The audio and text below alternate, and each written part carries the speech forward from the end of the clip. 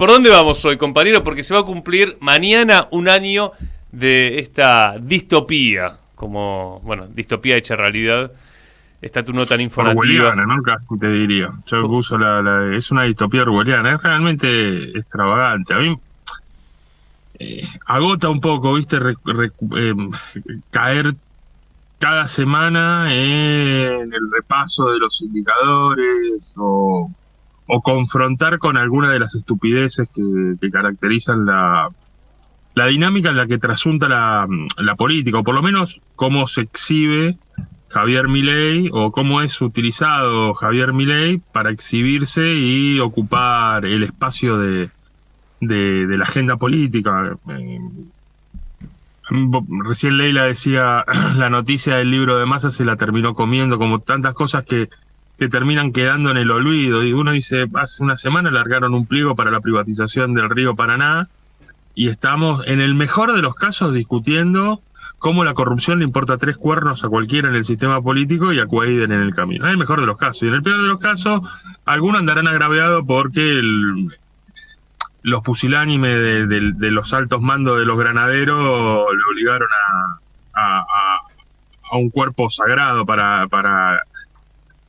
la identidad nacional, como son los granaderos, tocarle un tema, no tocar un tema, la banda me parece que puede hacer lo que quiera, digo, el problema es tocarle un tema en especial al subnormal de Milei, ¿no? Y en el mejor de los casos se discute algo de política y en el resto ocupa la agenda las estupideces de un tipo que es una anomalía en el sistema, ¿no? El sistema político está funcionando con los grupos económicos planificando agenda política y como espectáculo de entretenimiento y como semblanza de una nueva época que ofrece solo catástrofe, ¿no? Esta idea de liberalismo extremo que expresa Milei. Después hay una presencia estatal sobreactuada, ¿no? Digo, el otro día se sacó una foto diciendo viva la libertad, carajo, rodeado de efectivos del ejército.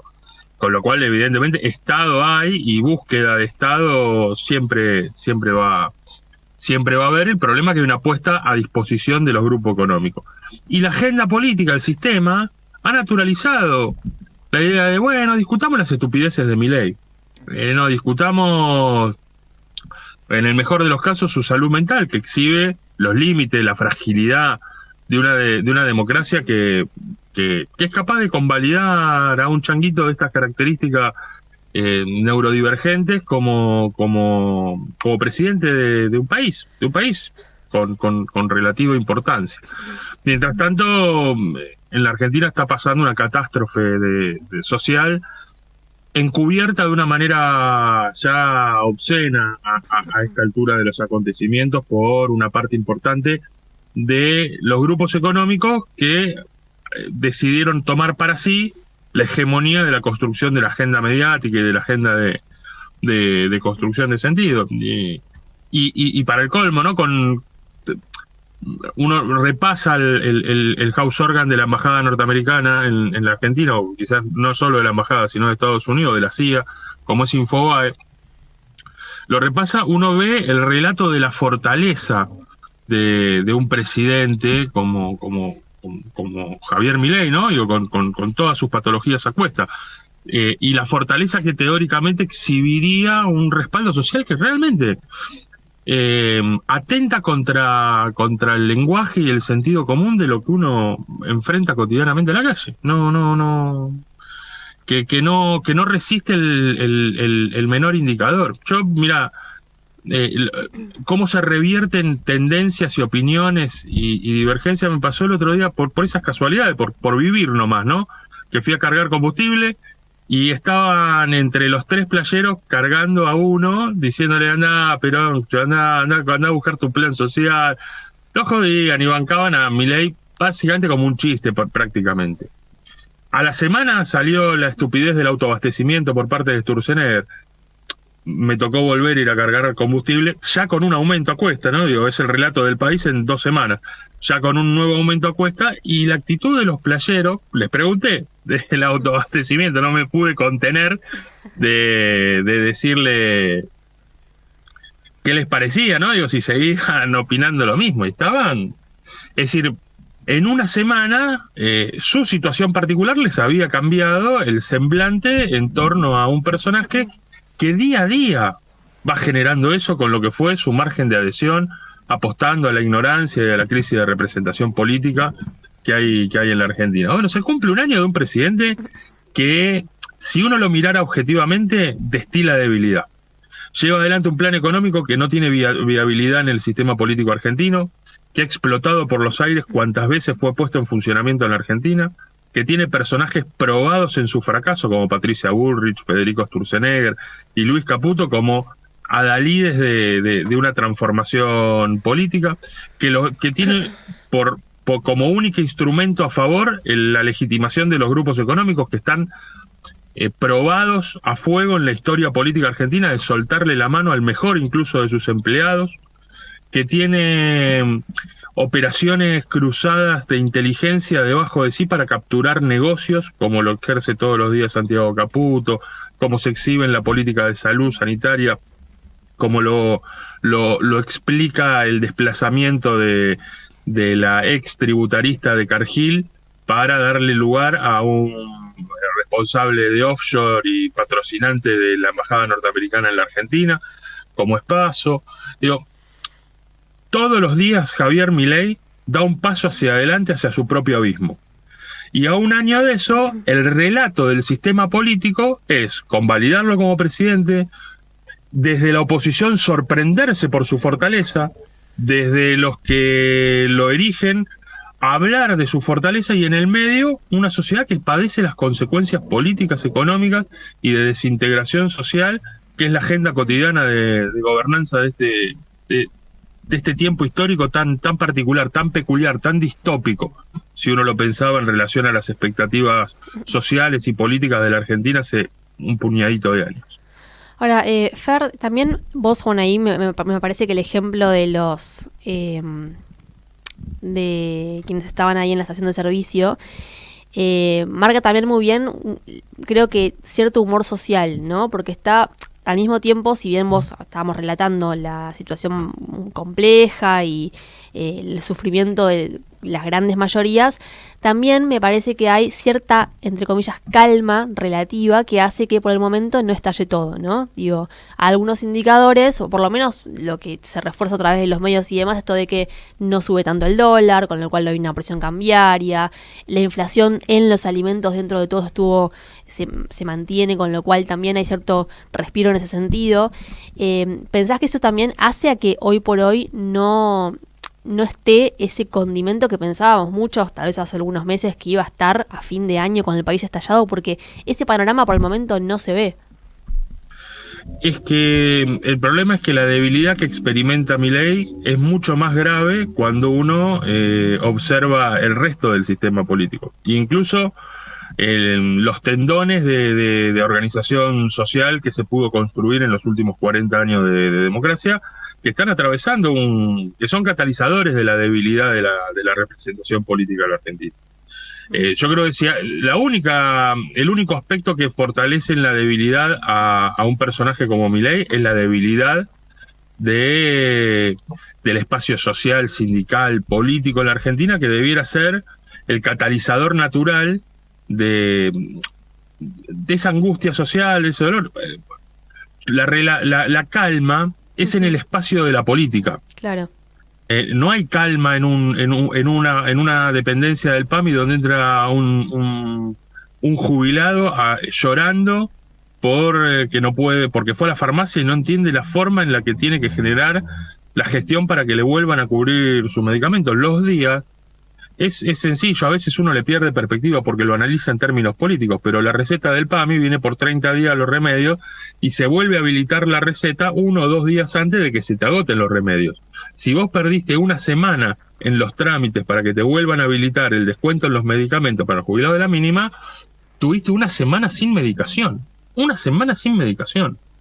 No, digo, parecieran sonceras o estupideces, pero son el espacio de conflicto en la Argentina que después no encuentra, obviamente, catalizador. No encuentra catalizador en espacios de organización social y política por agotamiento, por agotamiento de un cuerpo social. No no solamente es una demanda que nos tenemos que dar la militancia del debate autocrítico o pensar nuevas herramientas, sino también lograr entender que hay un agotamiento social de formas que nos hemos repetido hasta el cansancio, de dinámicas que no siempre han representado los intereses que unieron y fueron herramientas más de disputa desde la política o del poder político que herramientas para catalizar las demandas sociales. ¿Cuántas veces hemos postergado las demandas sociales por un capricho ideológico o por un capricho de relacionamiento de poder? Ha pasado durante los 10 o 12 años del kirchnerismo que organizaciones sociales postergaban algunas demandas para acomodar mejor los huesos en la dinámica de discusión de poder dentro del propio espacio de gobernanza. Bueno, yo creo que hay un balance autocrítico necesario, pero también hay un agotamiento social. Y ese agotamiento social no quiere decir que en la Argentina no haya conflicto, que en la Argentina no haya espacios de tensión. Claro. En la Argentina lo hay. El tema es cómo representar, cómo catalizar. Para llevarlo adelante. Yo no sé, yo se lo pondré, porque yo entiendo el debate, pero al mismo tiempo pienso, ¿es la política que no puede catalizar o hay una apatía social y por eso tampoco se está demostrando? Porque si hubiese también un sentimiento de bronca y demás, estallaría por otro lado, más allá de que no estuviese el componente político para catalizarlo. Bueno, igualmente yo creo que estalla en mucha violencia por abajo, digamos, estalla de otra manera.